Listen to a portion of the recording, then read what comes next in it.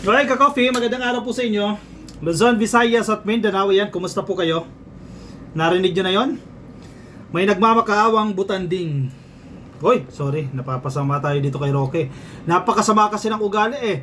Nagmamakaawa ngayon si Roque, na isa pong pugante. Meron siyang panawagan kay PBBM. At matatawa ka sa panawagan niya ha. Gusto niya, bumaba na sa pwesto si PBBM. Para si Sara na raw po ang magpatakbo ng Pilipinas. Talaga nga naman oh, may isip po pa ba yan? Pabababain mo si PBBM? Napakaganda na ang ginagawa ni PBBM. Gusto mo siya mag-resign? Mag-leave of absence? Tapos pauupuin mo si Sara Duterte? Nagpapatawa ka. Anong nagawa ni Sara Duterte sa kanyang panunungkulan bilang Vice Presidente?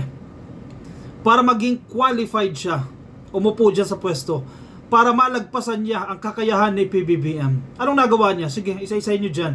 Mga DDS, bakit deserve ni Sara Duterte na siya magpatakbo sa Pilipinas? Anong nagawa niya? Sige.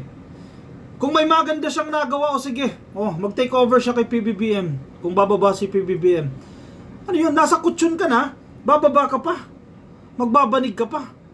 Isa pa, gusto mo si Sara Duterte ang umupo sa Malacanang? Bukod sa walang nagagawa, panay gala. Asaan ngayon? Lilipad ng Australia para sa rally ng tatay niya. Tama ba yan? Tapos ikaw, Roque, gusto mo mag-resign si PBBM at iupo yung Sara na yan. Aba, nagpapatawa ka. Pakinggan natin yung pagmamakaawa nitong Roque na to. Yung mga sumuport, ay nako, pero yun nga po, no? Talaga naman pong lahat tayong mga sumuporta dito sa Unity na naputol, nagsisi na. Pero ang panawagan natin, matapos tayo magsisi, yun na nga po, pakiusap na lang.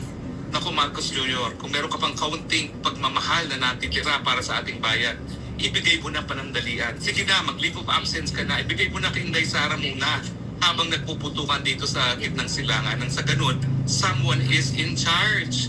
Kasi Mr. President, alam naman namin ang sasabihin mo.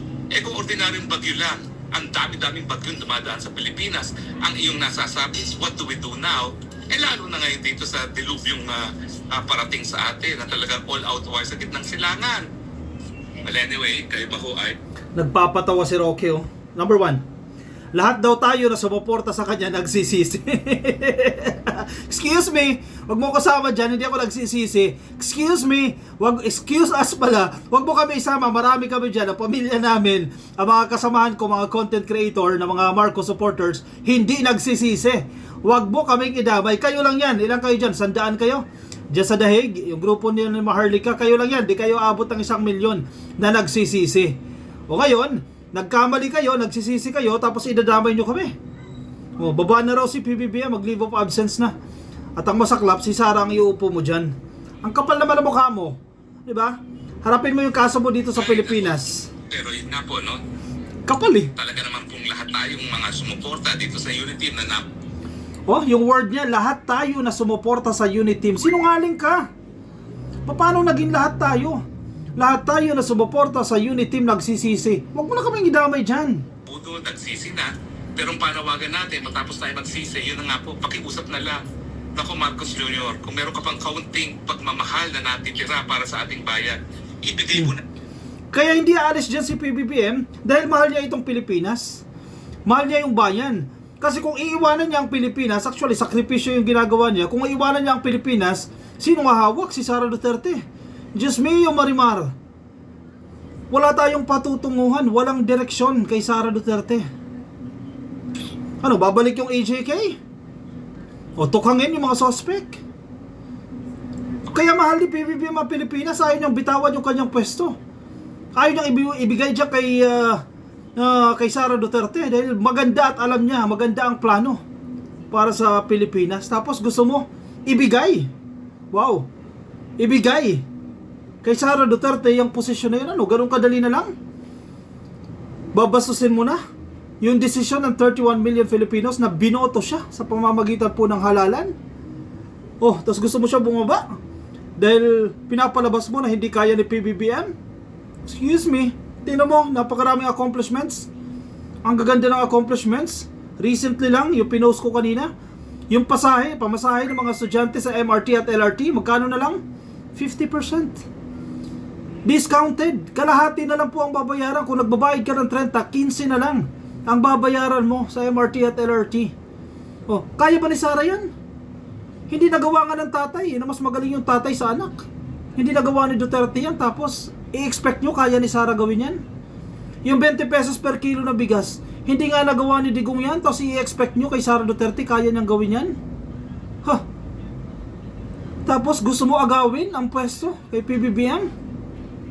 Ano ka, hello? Mamahal na natitira para sa ating bayan. Ibigay mo na panandalian. Sige na, mag-leave of absence ka na. Ibigay mo na kay Inday Sara muna. Habang nagpuputukan dito sa gitnang silangan, nang sa ganun, someone is in charge. Ano yan? Kasi Mr. Shared term? Magustuhan lang ni PBBM, o kaya ko na sa pwesto, pahiram ko muna sa iyo ha, Sara ha, pahiram ko sa iyo ha, 3 months pahiram ko sa iyo ha. Ganun ba yun, Roque? Ganun kadali? O 80-80 ka ba? O bobo? Diba? BO-BO? Ano, shared presidency? Hati tayo ha? Sige, 3 years ka. After ng 3 years, bigay mo sa akin ha? Ano yun? Sanay na sanay kayo sa ganyang gawain. Ganyan din ginawa ni Digong nung panahon ni Digong. Ano ginawa niya sa House of Representatives? Hinati yung speakership. Diba? Tatandaan ninyo? Yung kay Lord Velasco at itong kay Alvarez. Hinaghati sila. Bakit ganyan? Sanay na sanay kayo sa ganyan.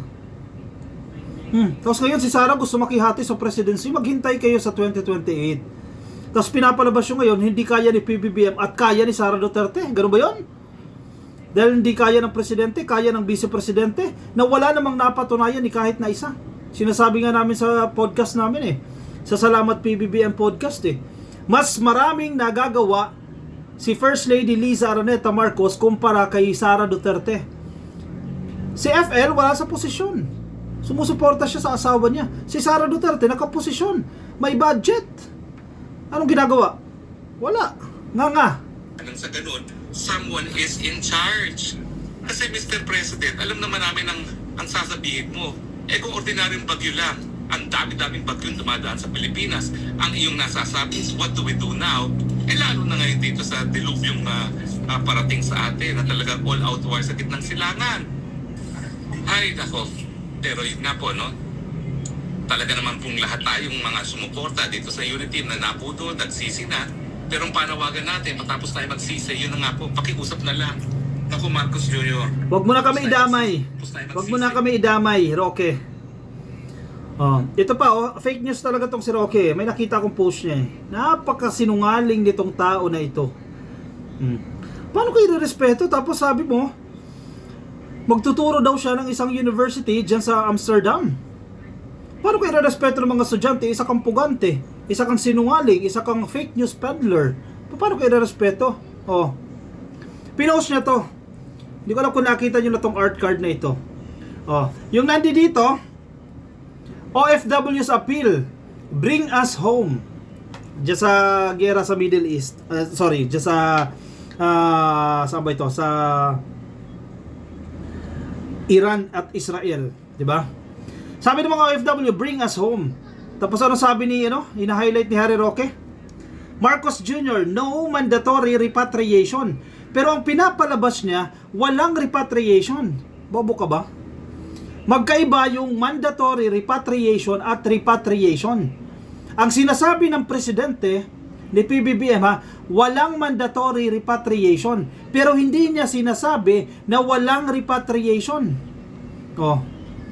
Tapos, ang caption ni Harry Roque, palpak at manhid si Marcos Jr.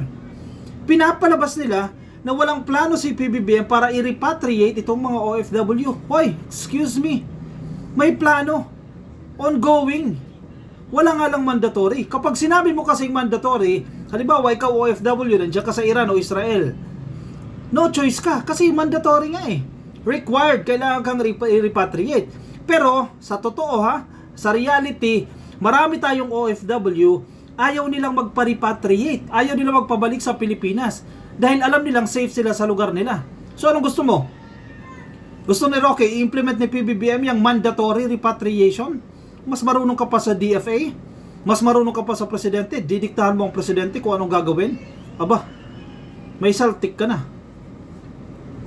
Palalabasin mo. Walang ginagawa ito dahil ang mga OFW nananawagan daw na ma-repatriate at maiuwi daw. Ikaw ang umuwi. Hindi lahat ng OFW gustong bumalik ng Pilipinas. Yung iba safe yung kanilang kalagayan. Yung iba siguro hindi safe at gusto nilang maiuwi. At ginagawa ng aksyon yan. Ongoing ang proseso. Tapos palalabasin mo, walang ginagawa si PBBM. Paano ka respeto? Sinungaling ka. Diba? Sinungaling ka. Ikaw ang umuwi. Kung tapat ka, may moral ka, umuwi ka sa Pilipinas, harapin mo yung kaso mo. Puganti ka eh. Criminal case yan. Tapos babaliwalain mo. Tapos sabi niya, affiliated na siya. Sabi niya, marami daw maiinggit sa kanya, kesyo affiliated daw siya sa isang firm, isang law firm. Diyan ba sa Amsterdam ba yan? Ano sinasabi niya? And magtuturo daw siya sa isang university. Ano sinasabi niya dyan? Hanapin niya natin yan. Ito, sabi niya, kayabangan ito. Of counsel to one of, I will be affiliated as of counsel to one of the firms here in Amsterdam. At saka we're looking forward also po to going back to teaching law in one of the universities here. I will be affiliated as of counsel to one of the firms here in Amsterdam. At saka we're looking forward also po to going back to teaching law. Okay. One of the... One, affiliated siya sa isang law firm, no? Diyan sa Amsterdam. Wow! Tinanggap ka kahit puganti ka. Sino yan? Anong koneksyon na naman ginamit mo niyan? Sino na naman ang ginamit mo para matanggap ka dyan sa law firm na isa ka namang may criminal record? Sana yung mga law firm din dyan, no? Maghanapan nyo, kumbaga, kung sa Pilipinas may NBI clearance tayo o police clearance, sana dyan sa bansa ninyo may ganyang requirements din para hindi lumusot yung si Roque kasi may criminal case yan dito sa Pilipinas, di ba? Pangalawa, siya daw po tinitingnan daw po, looking forward to teaching law dyan sa isang university dyan sa Amsterdam. O sana ganoon din, yung employer na yan, yung university na yan, check nyo muna yung credentials kasi isipin mo ha, isang pugante magtuturo sa mga estudyante nyo. Nako, mahirap-hirap yan, kaya suriin ninyo.